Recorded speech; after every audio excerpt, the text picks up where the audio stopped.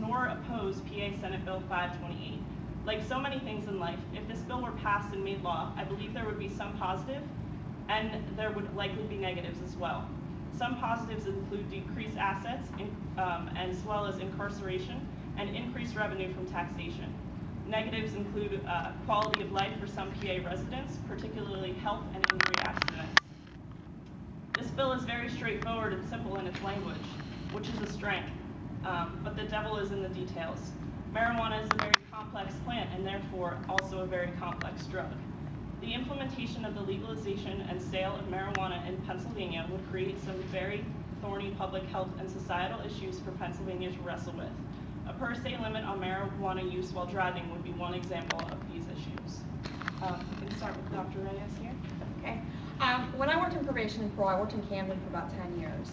And the majority, if not all the people I supervised, were on probation and parole for drug usage, selling, were using marijuana, using other drugs.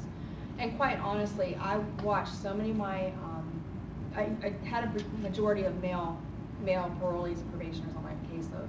I watched so many of them buying marijuana in the street in certain parts of Camden that, as Zach had mentioned, were laced with such things as the ashes from embalming a person and other chemicals. I never once saw, out of the hundreds of people I supervised, never once saw any violent tendencies out of those individuals who were strictly using marijuana. And even personal experience, not that I was a user, but I was very close to somebody who was a marijuana user. He was never violent either with using marijuana. Now when he added the cocaine and the alcohol, yes, there were problems. My main concern with the legalization of marijuana, quite frankly, is I would love to see it regulated. I would love to make sure that those other chemicals are not being placed in the bags with the marijuana, and the people are smoking things they have no idea what they're doing. I believe in the tax revenue that would come in. I also believe that would increase the possibility for jobs. Quite frankly, granted, the people who are selling the drugs on the street might not be able to get the same amount of money they could on the street, but they would be the most knowledgeable people, in my opinion, to sell and know the most about the marijuana, because they're the ones who I quite honestly believe are the experts in the field. They know what they're selling. They know the difference between chronic and the regular weed and everything else. Now chronic, I don't know if you guys are familiar with that, is a much more potent version of marijuana, at least that we had in Camden. There were some issues with that because it seemed like it had different side effects with the people. But I honestly would say that this would be a good step in regulating what is actually being used in our state.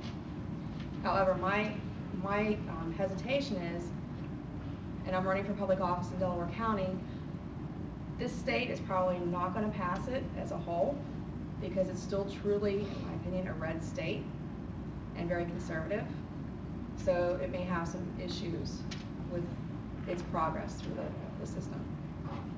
Thank you very much. Dr. Kai? I can only echo her sentiments here with respect to the question of the benefits we could derive from taxing this product. Just imagine the enormous revenue this could generate for our state and for our republic as a whole if this were to become our national policy. The reality is the prohibition of marijuana, all it really has done is empower narcotics traffickers and endanger innocent people, as she astutely observed. If the product was regulated, and regulated by local, state, and federal authorities, the product may be less dangerous. Fewer lives would be endangered and jeopardized if the product could be taxed and regulated. I prefer not to use the term legalization. I prefer to say taxed and regulated.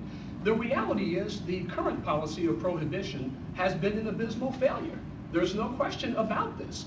100 million Americans insist that they have used marijuana, either past or present, for heaven's sake, and obviously the policy has failed. Equally important, prohibition has disproportionately impacted minority groups in the United States.